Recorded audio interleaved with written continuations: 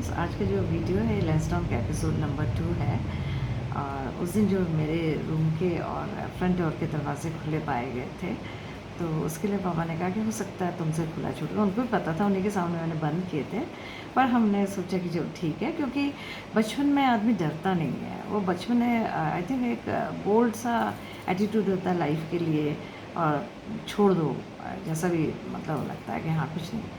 तो बस वही हमारे साथ भी हुआ। और मुझे उस दिन महसूस हुआ कि अगर जैकी ना होता तो शायद हो सकता है कि मेरे पे कोई ज़्यादा मुसीबत आ जाती। और इसीलिए वो शायद दरवाज़े खुले पाए गए थे, क्योंकि वो चाहता था, जो भी इविल स्पिरिट थी वो चाहती थी जैकी वहाँ ना रहे। जैकी को बाहर करने का ही आइडिया था उसका। और मुझे इसलिए लगता है क्योंकि जैकी जो है जेट ब्लैक था, और जेट ब्लैक डॉग जो होते हैं वो काल भैरव की सवारी तो नहीं होती है, सवार तो नहीं होता उसमें, ये उनके साथ ही होता है, उनके साथ रहता है वो। तो इसलिए हो सकता है कि वो इविल स्पिरिट मुझे हार्म नहीं कर पाई जैकी की वजह से। और जब जैकी बाहर जाके भौंका मम्मी पापा के आने पे, तब मेरी नींद खुल गई, और फिर वो शायद वो जो हादसा जो हो सकता था वो टल गया। तो उस दिन का तो वो तो ख़त्म हो गया, मैं भूल गई। उसके बाद हमारे एडमिशन्स हो गए, स्कूल में हम चले गए, और फिर वहाँ फ्रेंड्स बन गए, अपनी पढ़ाई शुरू हो गई, और सब कुछ लाइफ बिज़ी हो गई। काफ़ी दिन बीत गए, और ऐसे ही काफ़ी महीने बीत गए रादर। और एक दिन पापा अपना 8 बजे की न्यूज़ सुन रहे थे, और हम सब बच्चे अपने काम में बिज़ी थे। और अनंत राम जो अपने कुक हाउस में वो खाना बना रहा था, कि खाने का टाइम हो गया था। और कुक हाउस जो था बाहर था, थोड़ा हट के था, जाना पड़ता था, आना जाना पड़ता था। और तब तक अचानक ज़ोर से आवाज़ आई चिल्लाने की। हमने कहा तो रॉकी की आवाज़, देखा तो रॉकी तो कमरे में है ही नहीं। हम लोगों ने, पापा ने कहा लगता है बाघ आ गया है। बाघ टाइगर को बोलते हैं पहाड़ी में। और हम समझ गए कि रॉकी जो है वो लगता है टाइगर के पंजे में। हम भागे सब लोग बाहर। और अनंतराम का जो कुक हाउस था वो तो बिल्कुल पास था उस जगह से जहाँ से आवाज़ आई थी। वो भागा, और सबसे पहले वही गया। उसने देखा टाइगर को अपने मुंह पे जैकी को ले जाते हुए। वो भागा उसके पीछे कि किसी तरह से जैकी को छुड़ा लाऊं, पर कहाँ, वो तो इतना अंधेरा था, और जंगल था इतना घना, और ओक ट्रीज़ तो वैसे इतने डार्क हो जाता है उनके नीचे, कुछ पता नहीं चला कहाँ चला गया। और हम सब लोग रोने लग गए, हमें पता चल गया जैकी चला गया। और मतलब बहुत दुखी हुए हम, वी वर डेवस्टेटेड। बहुत कई दिन तक रोते रहे, बहुत मतलब समझ नहीं आया क्या करें। हमारे पास और कोई डॉग भी नहीं था, ये एक वही था, और 5-6 मुश्किल से 5 साल का था, और छोटा बच्चा था अभी। फिर उसके बाद सेकंड डे जो नीचे क्वार्टर था, एक लंबा सा एक बैरक नुमा क्वार्टर था, काफ़ी नीचे था। उसमें वो केयर टेकर रहते थे इस बैंगलोर के। उनको ये जो बैरिस्टर थे उन्होंने उनको रखा था, एक फैमिली थी, और काफ़ी उसमें मेंबर्स थे, तो वो सब वहाँ रहते थे। तो वो जो ओल्ड वूमन थे, जो उस घर की जो माँ थी उन बच्चों की, वो उसने गाय रखी थी। तो जैकी अक्सर उस गाय के पीछे मतलब भागता था, वो चिढ़ती थी जैकी से। उसने अगले दिन अनंतराम को बताया कि हमको पता था कि बाघ आया हुआ है, और वो खेल रहा था काफ़ी देर से जैकी के साथ। जैकी को हमने खेलते हुए देखा, क्योंकि हमारे घर से तुम्हारा घर ऊंचाई में दिख जाता है, और बाघ काफ़ी बड़ा था और दिख रहा था। और जैकी हमने देखा तो वो तो हमें खेलते हुए देखा, और चिढ़ाया उसको जैसे अनंतराम को। अनंतराम को बहुत गुस्सा, उसने खूब गुस्सा किया उन पर कि तुम बता नहीं सकते थे। और जब हमें पता चला तो हम तो हमारा बहुत बहुत बहुत ही बुरा लगा हमें, कि कोई आदमी इतने ख़राब हो सकते हैं, इस तरह से कर सकते हैं कि किसी का डॉग मतलब टाइगर लेके जाने वाला है, खेल रहा है। हमें तो पता भी नहीं था कब निकल गया होगा, स्कूल कभी भी नहीं जाता था।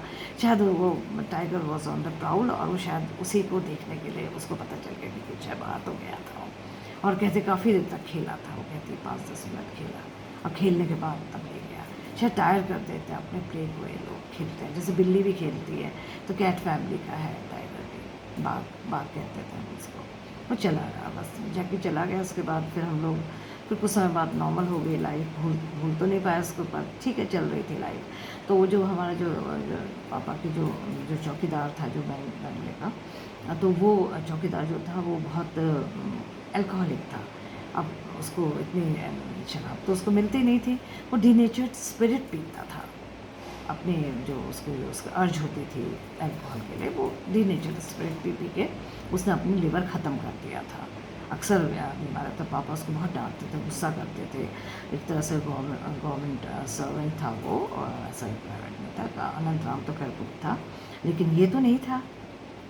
ये तो अच्छी सैलरी मिलती थी, लेकिन उसके पूरा नहीं पड़ता था। पी के उसने अपनी हालत में, और एक दिन अपने डेड पाया गया अपने रूम में। उसका लिवर डैमेज हो चुके थे, तो पूरा तो डेड पाया गया। तो हम और डर गए, क्योंकि मतलब अब तो हमारे सामने ही एक डेथ हुई है। अब उस पीछे तो पहले कितने की हुई तो हमें नहीं पता, लेकिन हमारे सामने बहुत दिन तक बहुत डर लगता रहा।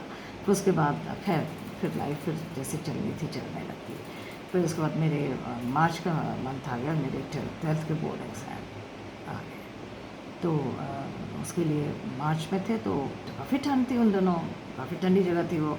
और अंदर भी एक रूम था, डाइनिंग रूम सा था उसमें। वो इंग्लिश पीरियड से एक बहुत बड़ा डाइनिंग टेबल भी थी वहाँ पे। कोई चेयर थी या नहीं थी, आई डोंट रिमेम्बर। चेयर भी थी, यस। लेकिन हम वहाँ उसको यूज़ नहीं करते थे, क्योंकि उसमें सारे ग्लास पैनल लगे हुए थे। बस 3 फीट की दीवार के बाद पूरा ग्लास था उसमें। तो कुछ वो अच्छा सा नहीं लगता था वहाँ, कुछ अच्छी सी वाइब्स नहीं आती थी जोन में। हम लोग वहाँ कम ही जाते थे। वहाँ एक था वॉश बेसिन था साथ में, एक नीचे पानी एक था, जो ड्रेन थी जहाँ पानी निकल सकता था नीचे बाल्टी। लेकिन पता नहीं क्यों मैंने कहा अनंतराम से कि सुबह ना मेरे लिए बाहर रेयर बरामदा जो है पीछे का बरामदा, उसमें पानी रख देना बकेट में, और मैं मुँह धोने के लिए मेरे, और बाथरूम में नहीं जाना, कि वहीं से एकदम से दरवाजे से बाहर निकलो, मेन डोर खोलो, अपना डोर खोलने का मेन डोर खोल के बाहर आ जाओ। मतलब समझ नहीं आता था इतने बोल्ड कैसे थे बच्चे उस समय। तो मैंने फिर बाहर निकली। मैं 3 बजे का अलार्म रखा था मैंने सुबह का, रात को जो भी पढ़ा जितना पढ़ा, 3 बजे का अलार्म रखा, और मैं बाहर आई। अब बकेट जो थी बिल्कुल किनारे पे थी, क्योंकि ऊंचा था वरांडा, 3 स्टेप्स के बाद वरांडा आता था। तो अगर अंदर की तरफ रखते तो पानी वरांडे में आता, तो बिल्कुल बाहर थोड़ी बिल्कुल एज पे थी वो बकेट्स। और मैं जैसे एज पे आई तो मैंने सामने देखा, वहाँ पे एक बिल्कुल रेड एक शेपलेस, मतलब बड़ा सा फेस था उसका, इतना बड़ा उसका सिर था, और सिर का शेप था बस। और वो एक सरपेंट जैसा ऐसा रेड, और उसकी टेपरिंग 2 उसमें इस तरह से थे, कर्व थे। और उसके बाद उसकी पूँछ जो थी, जो टेल थी, वो टेपरिंग नहीं थी, बहुत लंबी नहीं थी, बस एकदम एब्रप्ट एंड थी, और बड़ा सा फेस। और वो काफ़ी लंबा था सामने, कम से कम 8-9 फीट तो रहा होगा, उससे ज़्यादा ही होगा, 10 फीट तक तो रहा होगा, और सामने था बिल्कुल। ओह, मैंने कहा हेलिस्को में पुच्छल तारा, ये तो पुच्छल तारा है। और मैंने फिर अपना मुँह हाथ धोया, और मैं अंदर चली गई, और फिर अपना पढ़ाई मतलब दरवाज़ा बंद करके मैं पढ़ने लग गई। फिर उसके बाद मैंने सबको मॉर्निंग में बताया अपने स्कूल में भी, जहाँ जहाँ एग्ज़ाम देने होंगे, मैंने कहा आज मैंने हेलिस कॉमेट देखा है। तो सबने, उस समय इतना अवेयरनेस नहीं थी बच्चों में भी, हाँ ठीक है हेलिस कॉमेट देखा। मैंने कहा पुच्छल तारा देखा, और बड़ा रेड था। मैंने कहा ऐसा था वो। फिर उसके बाद सब जगह बताया मैंने, भाई बहनों को बताया, सबको बताया हेलिस कॉमेट देखा है। फिर उसके बाद हम वहाँ से पोस्टिंग आ गई मेरे 12th के बाद, आई थिंक जून में हमारी पोस्टिंग कहीं और आ गई। पापा का डेपुटेशन लिखा था, तो फॉरेस्ट डिपार्टमेंट में वापस आ गई। फिर उसके बाद मेरी पढ़ाई कंप्लीट हुई। कंप्लीट होने के बाद मेरी शादी हुई, मेरे 2 बेटियाँ हुई, और मैं अपने बच्चों को बहुत स्टोरीज सुनाती थी तरह तरह की। और वो खाना भी तभी खाते थे, खाना खिलाते समय कहानी सुनानी पड़ती, अब ये खा लो, अब एक ये वाला क्रोकोडाइल के लिए इस तरह से, मतलब बचपन से उनको कहानी सुनने का शौक था। जो बड़े हुए तो थोड़ा समझदार हुए, तो मैंने उनको ये लेंसडाउन करके 2 मस्त बताए एपिसोड्स। मैंने कभी तो मेरे साथ ऐसा हुआ था, और मैंने उछल तारा देखा बाद में। तो उसने बोला कि मम्मा आपने किस ईयर में आप बात कर रहे हैं, उछल तारा तो 1910 में एक आया था, और 76 में एक बार आता है, और अगला 86 में आता है, तो 70s की बात कर रहे हैं।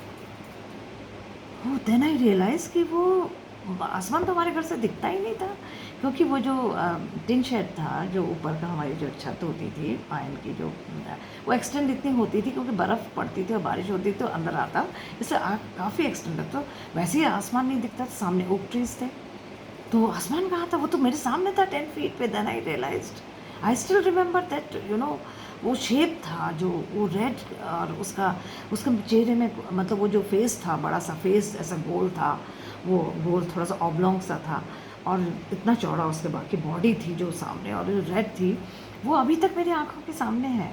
देन आई रियलाइज वो तो कुछ और था।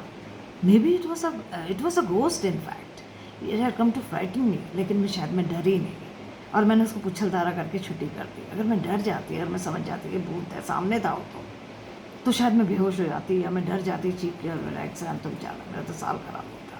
लेकिन शायद भगवान को कुछ और मंजूर था, उन्होंने मेरे दिमाग में कुछ और डाला, जो कि मैं इतने सालों तक, मेरी शादी के बाद, इतने बड़े बच्चों के बाद भी मैं वही सोचती रही कि मैंने एलिस को देखा है। और अब गूगल सर्च करती हूँ तो मुझे पता चलता है कि वो तो 1910 एंड 1980 में था, 70s में तो कोई भी नहीं था।